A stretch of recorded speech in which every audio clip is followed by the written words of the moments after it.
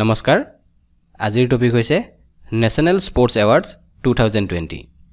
আজি আমি এই ভিডিঅ'টোত ৰাষ্ট্ৰীয় ক্ৰীড়া বঁটাৰ লগত জড়িত বিভিন্ন তথ্যৰ লগতে 2020 চনৰ ৰাষ্ট্ৰীয় ক্ৰীড়া বঁটা বিজয়ীসকলৰ বিষয়ে কিছু কথা জানিম আগন্তুক প্ৰতিযোগিতামূলক পৰীক্ষাৰ কাৰণে এটো মোস্ট ইম্পৰ্টেন্ট টপিক হয় গতিকে আহক ৰাষ্ট্ৰীয় ক্ৰীড়া বঁটা 2020 ৰ বিষয়ে কিছু তথ্য জানি লওঁ ৰাজীৱ গান্ধী খেল ৰত্ন বঁটা ক্ৰীড়াৰ ক্ষেত্ৰত বিশিষ্ট বৰঙণি আগবঢ়োৱা ব্যক্তিক এই বঁটা প্ৰদান কৰা হয় এই বঁটা 1991-92 চনৰ পৰা প্ৰদান কৰি অহা হৈছে 2020 চনৰ ৰাজীৱ গান্ধী খেল ৰত্ন বঁটা লাভ কৰা খেলুৱৈসকল হৈছে ৰোহিত শৰ্মা তেখেত ক্ৰিকেট খেলৰ লগত জড়িত বিনেশ ফগাট ৰেসলিংৰ লগত জড়িত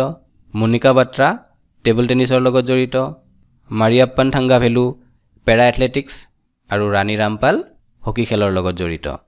গতিকে 2020 চনত ৰাজীৱ গান্ধী খেল ৰত্ন বঁটা 5 গৰাকী খেলুৱৈক প্ৰদান কৰা হৈছে এইখিনিতে আৰু এটা ইম্পৰ্টেন্ট তথ্য জনাই থৈছো ৰাজীৱ গান্ধী খেল ৰত্ন বঁটা লাভ কৰা প্ৰথম গৰাকী খেলুৱৈ হৈছে দবা খেলুৱৈ বিশ্বনাথন আনন্দ পৰৱৰ্তী বঁটালৈ আগবাঢ়িছো দ্ৰোণাচাৰ্য বঁটা খেলুৱৈৰ প্ৰশিক্ষকসকলক এই বঁটা প্ৰদান কৰা হয় 1985 চনৰ পৰা এই বঁটা প্ৰদান কৰি অহা হৈছে এই বঁটা দুটা কেটেগৰীত প্ৰদান কৰা হয় লাইফ টাইম কেটেগৰী আৰু ৰিয়েল কেটেগৰী লাইফ টাইম কেটেগৰীত 2020 চনৰ দ্ৰোণাচাৰ্য বঁটা লাভ কৰিছে ধৰ্মেন্দ্ৰ তিৱাৰী আৰ্চাৰীৰ প্ৰশিক্ষক Purushottam Rai athletics Shiv Singh boxing Ram Pathania hockey Krishan Kumar Hooda kabaddi Vijay Bhalchandra Munishwar para power lifting Naresh Kumar tennis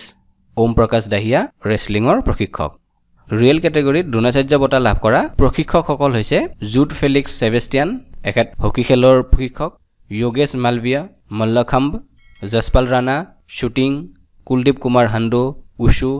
আৰু গৌৰৱ খান্না পেৰা বেডমিণ্টন 2020 চনৰ দ্ৰোণাচাৰ্য বঁটা লাইফ টাইম কেটেগৰীত 8 গৰাকী প্ৰশিক্ষকে আৰু ৰিয়েল কেটেগৰীত 5 গৰাকী প্ৰশিক্ষকে লাভ কৰিছে অৰ্জুন বঁটা ক্ৰীড়াৰ ক্ষেত্ৰত দেখুৱা বিশিষ্ট সফলতাৰ বাবে এই বঁটা প্ৰদান কৰা হয় এই বঁটা 1961 চনৰ পৰা প্ৰদান কৰি অহা হৈছে 2020 চনত 27 গৰাকী খেলুৱৈক অৰ্জুন বঁটা প্ৰদান কৰা হৈছে তেখেতসকল হ'ল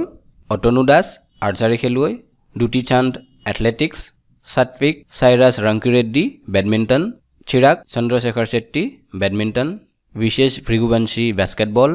subedar Manish Kaushik boxing Lovlina Borgohain boxing Ishan Sharma cricket Deepti Sharma cricket Sawant Ajay Anand equestrian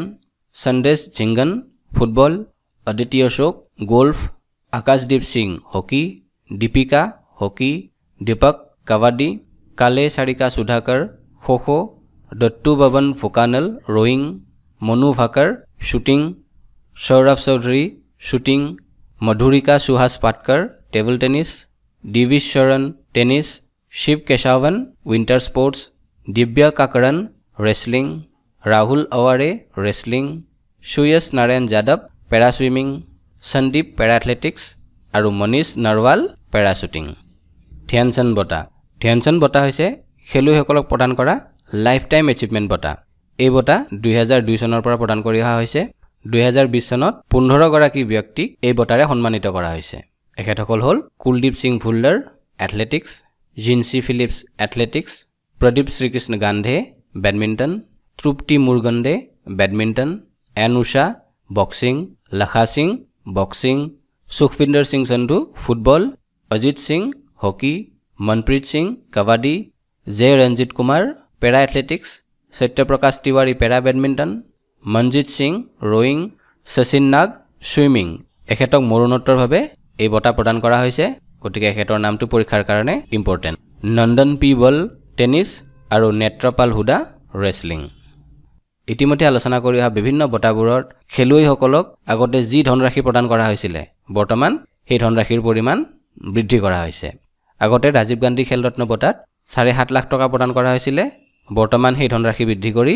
25 lakh টকা কৰা হৈছে ঠিক তেনেদৰে দ্ৰোণাচাৰ্য বঁটাত আগৰ ধনৰাশি আছিল 5 লাখ বৰ্তমান সেই ধনৰাশি বৃদ্ধি কৰি কৰা হৈছে 10 লাখ অৰ্জুন বঁটাৰ 5 লাখ আছিল বৰ্তমান সেই ধনৰাশি বৃদ্ধি হৈছে 15 লাখ টকা ধ্যানচান্দ বঁটা আগতে 5 লাখ টকা আছিল বৰ্তমান এই ধনৰাশি বৃদ্ধি কৰি কৰা হৈছে 15 লাখ টকা গতিকে এই তথ্যখিনিও ইম্পৰ্টেন্ট হয় পৰৱৰ্তী বঁটালৈ আগবাঢ়িছো মৌলানা আবুল কালাম আজাদ ট্ৰফি 2020 এই ট্ৰফিক মাকা ট্ৰফি বুলিও কোৱা হয় এই ট্ৰফি 1956 57 চনৰ পৰা প্ৰদান কৰি অহা হৈছে মাকা ট্ৰফি ইণ্টাৰ ইউনিভাৰ্চিটি টুৰ্নামেণ্টত সৰ্বশ্ৰেষ্ঠ প্ৰদৰ্শন কৰা ইউনিভাৰ্চিটিখনক প্ৰদান কৰা হয় 2020 চনৰ মৌলানা আবুল কালাম আজাদ ট্ৰফি লাভ কৰিছে পাঞ্জাব ইউনিভাৰ্চিটি চণ্ডীগড় এয়াই আছিল আজিৰ বিষয় ৰাষ্ট্ৰীয় ক্ৰীড়া বঁটা 2020 বিভিন্ন প্ৰতিযোগিতামূলক পৰীক্ষাৰ প্ৰস্তুতিৰ বাবে মোৰ চেনেলৰ প্লেলিষ্টত থকা ভিডিঅ'বোৰ চাব পাৰে শেষত আগন্তুক পৰীক্ষাৰ পৰীক্ষাৰ্থীসকললৈ অনুৰোধ অধ্যয়ন কৰক ৰিভাইজ কৰক আৰু টেষ্ট দিয়ক যাৰ ফলত আত্মবিশ্বাস বাঢ়িব আৰু আত্মবিশ্বাসে আপোনালোকক লক্ষ্যভেদ কৰিবলৈ সাহস দিব ধন্যবাদ জয় আই অসম